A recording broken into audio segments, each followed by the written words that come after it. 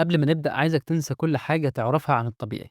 انسى إن كل بني آدم ليه جسم لوحده، مخ لوحده، حياة لوحده. لأن قصتنا النهاردة هي لحظة ربنا قال فيها هندي العالم نسخة مش هتتكرر تاني.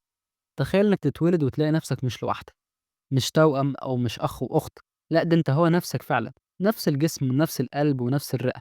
بس كل واحد فيكو عنده عقل وشخصيته لوحده، ودماغ كاملة لوحدك.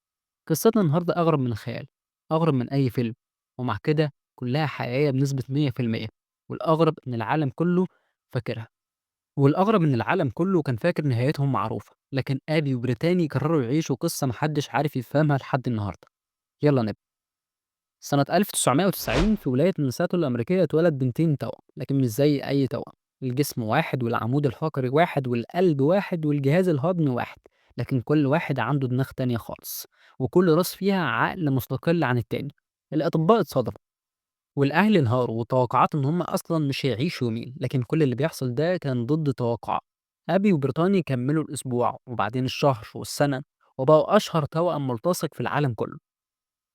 وأنت طفل طبيعي بتتعلم تمشي، هُم كانوا محتاجين يتعلموا يمشوا بجسم واحد وبعقلين مختلفين.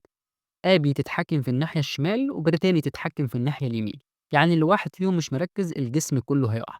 ومع كده اتعلموا يمشوا ويجروا ويركبوا عَجَل ويلعبوا، ويعملوا كل حاجة الأطفال بتعملها، بس بصعوبة وبذكاء وبشكل يخوّف.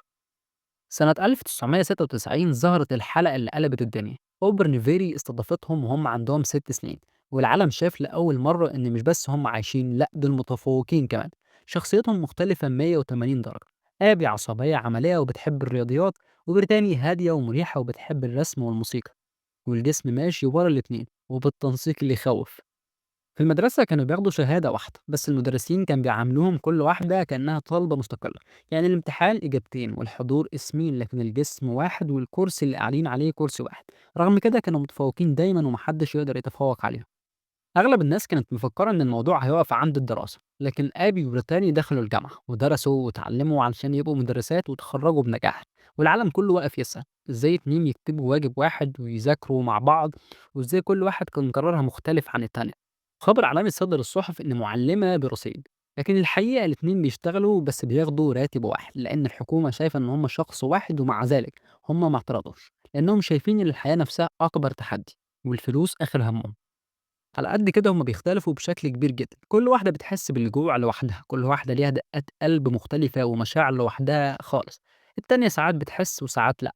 وأكبر سر إن كل واحدة ليهم أفكار ومشاعر وإعجاب وأحلام مستقلة، وده بيخلي حياتهم معقدة بشكل محدش يقدر يتخيلها. سنة 2023 انتشر خبر صادم، بريطانيا اتجوزت والإنترنت ولع والأسئلة كلها كانت مرعبة. طب آبي فين من الموضوع؟ وإزاي بيعيشوا؟ إزاي كل واحدة ليها حياة مختلفة؟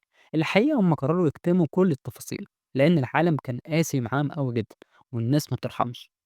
هم مش غربة ولا حالة طبيعية، هم درس للإنسانية كلها، عن التناغم والصبر، عن الحياة اللي مش دايما بتديك جسم كامل، لكن ممكن تديك روح كاملة تقسمها على الاتنين.